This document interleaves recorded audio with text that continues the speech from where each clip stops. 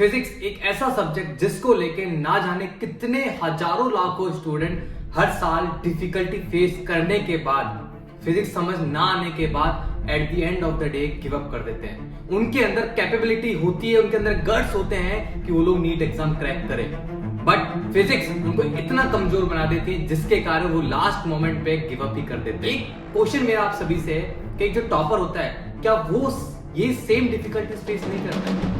हर एक टॉपर जो आज बहुत अच्छे अच्छे कॉलेज में बैठे हैं, बहुत अच्छी अच्छी पोस्ट में बैठे हैं, ये सभी टॉपर्स एक टाइम पे सेम वही डिफिकल्टी फेस करते हैं जो कि आप फेस करते हो, क्योंकि किसी भी एग्जाम को क्रैक करने के लिए स्टेप्स होते हैं, सीढ़ीज होती हैं, वो चढ़नी पड़ती है, क्रॉस करने पड़ते हैं, स्टेप फॉलो करने पड़ते हैं। जिस स्टेप्स ऐसा कोई शॉर्टकट नहीं होता कि आप उस स्टेप को बिना फॉलो किए आप नेक्स्ट स्टेप पे चल जाओ।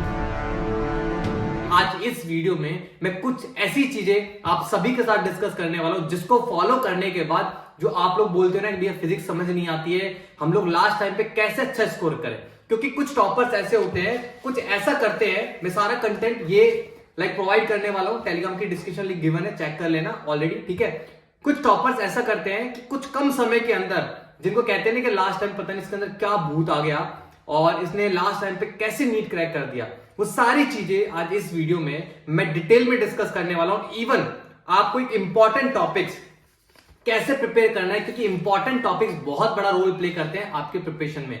मेजॉरिटी स्टूडेंट्स क्या करते हैं कि सारा कोर्स, सारा सिलेबस कवर करके जाते हैं, बट टॉपर होता है बहुत स्मार्ट वे से चलता है, वो गिन गिन के स्टेप रखता है और इसीलिए उसका सिलेक्शन हो जाता है। सो बहुत ही डिटेल में वीडियो होने वाला है, मे भी हो सकता है कि थोड़ा लेंथी हो जाए, बट हाँ स्किप मत करना, बिकॉज इसके अंदर कुछ ऐसी चीजें हैं जो मेंशन नहीं की गई थी बट मैं यहां पे मेंशन करने वाला हूं। शॉर्ट नोट्स हो गया, क्वेश्चंस हो गए, कैसे शॉर्ट नोट्स बनाने, और इवन शॉर्ट नोट्स ऐसे ही नहीं, आपको टॉपिक्स कैसे और इंपॉर्टेंट टॉपिक्स के अंदर क्या क्या आपको पढ़ना है, थ्योरी कहां से पढ़ना है, किस चैप्टर का थ्योरी पढ़ना है, किस चैप्टर के फॉर्मुलेज लर्न करने हैं, सब कुछ डिटेल में होने वाला है। सो स्टार्ट करते हैं। So hi everyone, this is me doctor Sumit, mentor of thousands of student preparing for India's toughest exam NEET and JEE. So सबसे पहले इंपॉर्टेंट चीज बात करते हैं, इंपॉर्टेंट टॉपिक्स। ये इंपॉर्टेंट टॉपिक्स क्या रोल प्ले करते हैं? इंपॉर्टेंट टॉपिक्स बहुत बड़ा रोल प्ले करते हैं। होता है क्या कि मेजॉरिटी ऑफ स्टूडेंट सारा सिलेबस कवर करके जाते हैं, but end of the day उनको ये मिलता है कि अगर हम लोग कुछ गिने चुने टॉपिक कर जाते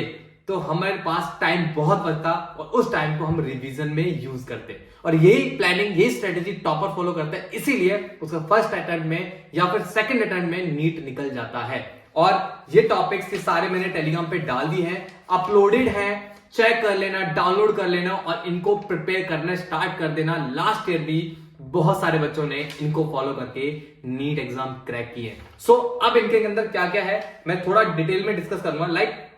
मैं स्टार्ट करता हूं रिलेटिव मोशन या फिर न्यूटन्स लॉ ऑफ मोशन, ये सारे चैप्टर्स इसके अंदर 11 to 12 पूरा कंप्लीट मेंशन है।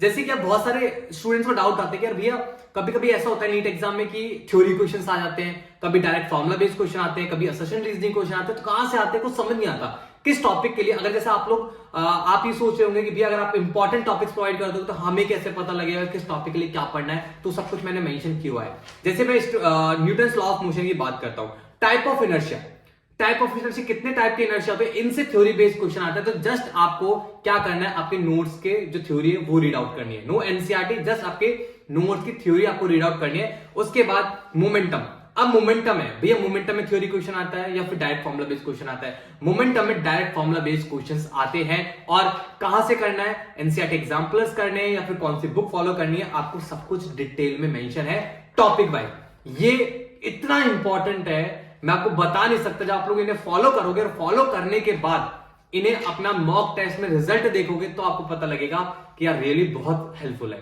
अब ये मैंने कैसे बनाया है आपको प्रूफ देता हूं। देखो आप बहुत सारे बच्चे क्या करते हैं, डायरेक्टली इंपॉर्टेंट टॉपिक्स ऐसे अच्छे अच्छे निकाल लेते हैं, बट मैं क्या करता था, ये तो इंपॉर्टेंट टॉपिक्स अपने पेपर के एनालिसिस बेसिस पे निकालता हूं। मैं दिखाता हूं आपको पेपर को एनालिसिस कैसे करते हैं, वो मैं बताता हूं। जैसे मेरे पास ये मेरा पेपर है, जितने भी मैं मॉक टेस्ट पेपर, ये पेपर से मैंने टेलीग्राम पे अपलोड कर दिए, डिस्क्रिप्शन में लिंक गिवन है, चेक कर लेना, ठीक है।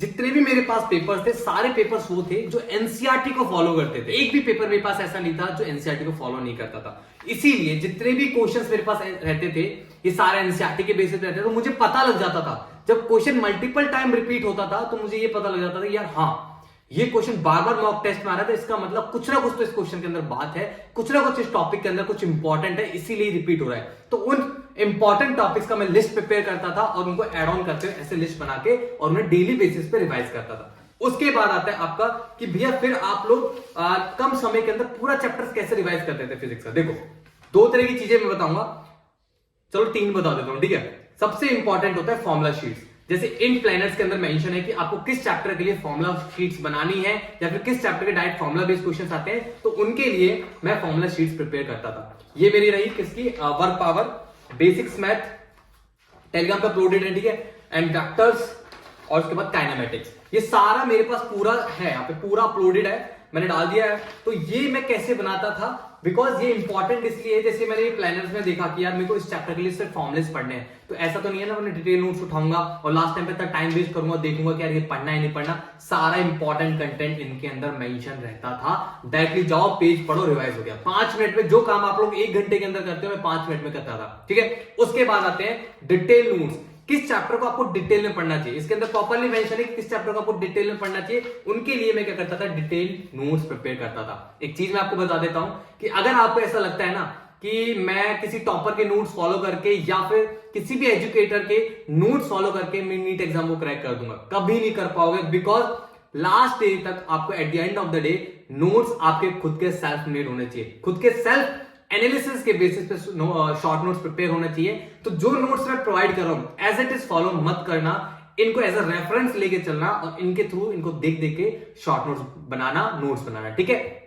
ये डिटेल नोट्स है, देखना मैंने कैसे बनाए थे, आप लोग बनाने लग जाओगे, ठीक है। ये डिटेल नोट्स है, जैसे वेव है, इलेक्ट्रोस्टैटिक्स है या फिर आपका सर्कुलर मोशन है, ये आपका ग्रेविटेशन है, इनके लिए आपको डिटेल नोट्स की नीड होती है। आप लोग शॉर्ट नोट्स के थ्रू नहीं जा सकते। तो डिटेल नोट्स कुछ शॉर्ट नोट्स टाइप में ही मैं बनाता था। तो इस टाइप के कैसे बनाने, किस चैप्टर के लिए बनाने, पूरा इसमें मैंने मेंशन किया हुआ है, ठीक है। उसके बाद अब आते हैं आपको वर्कशीट।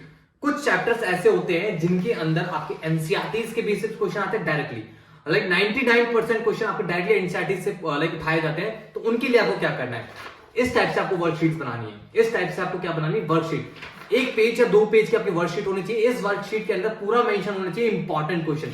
आप इसके स्क्रीनशॉट ले लो, अभी स्क्रीनशॉट ले लो, ठीक है। वीडियो पॉज करो और स्क्रीनशॉट लो। इस वर्कशीट के अंदर जितने भी क्वेश्चंस हैं आप लोग लास्ट 10 साल के पेपर में देख लेना आए हुए हैं, ठीक है, आए हुए हैं। तो आपको कुछ इसी टाइप की वर्कशीट प्रिपेयर करनी है। और कब कर पाओगे, जब लोग सारा कंटेंट करोगे। क्या क्या कंटेंट करना है आपको, एनसीईआरटी के एग्जांपल्स करने हैं, आपकी डीपीपी शीट्स करनी है और आपको जेईई मेंस के लास्ट 5 इयर्स के पीवाईक्यूज करने हैं और आपको नीट के 5 इयर्स के पीवाईक्यूज करने हैं। ये सारा कंटेंट करने के बाद मैंने ये इतना सारा स्टफ बनाया है और बहुत मेहनत करने के बाद ही बेटा मेडिकल कॉलेज में एडमिशन मिलता है। तो वही मेहनत तुम्हें करनी है। मैंने तुम्हें एक पूरा डायरेक्शन, एक पूरा डिटेल में बता दिया है। और ये इंपॉर्टेंट टॉपिक है, ये तो नीड था, ये मुझे प्रोवाइड करना था आपको, बिकॉज इन्हें फॉलो करने के बाद ही आप लोग इस टाइप का कंटेंट बना पाओगे, ठीक है। So all the very very very very best. Last में एक रिक्वेस्ट आप सभी से है कि टेलीग्राम तो ज्वाइन करना ही है आप लोग, बिकॉज मैं धीरे धीरे धीरे कुछ और अच्छे अच्छे notes, short notes, sheets, worksheet वगैरह आपको प्रोवाइड करने वाला हूं। तो वहां सारा टेलीग्राम पे अपलोड होगा। एंड द सेकंड इज, बेटा जिसकी भी आपके फ्रेंड्स हो, जो भी फ्रेंड हो जो बहुत ज्यादा डिफिकल्टी फेस कर रहा हो कि यार भैया मुझे न्यूमेरिकल में या किसी भी कि भैया मुझे प्लानर्स चाहिए, प्लानर्स में ऑलरेडी डाल चुका हूं, तो अपने फ्रेंड्स को शेयर करें, ये कंटेंट शेयर करें, वीडियो शेयर करें ना करें कोई दिक्कत नहीं है, बट बेटा ये प्लानर्स, ये फिर कंटेंट शेयर करें, बिकॉज यार सबकी हेल्प होनी चाहिए। मैं वीडियोस क्यों बनाता हूं, ताकि सब बच्चों की हेल्प हो। तो आप लोग भी प्लीज अपने फ्रेंड के साथ शेयर किया करें, ठीक है। So all the very very very very best.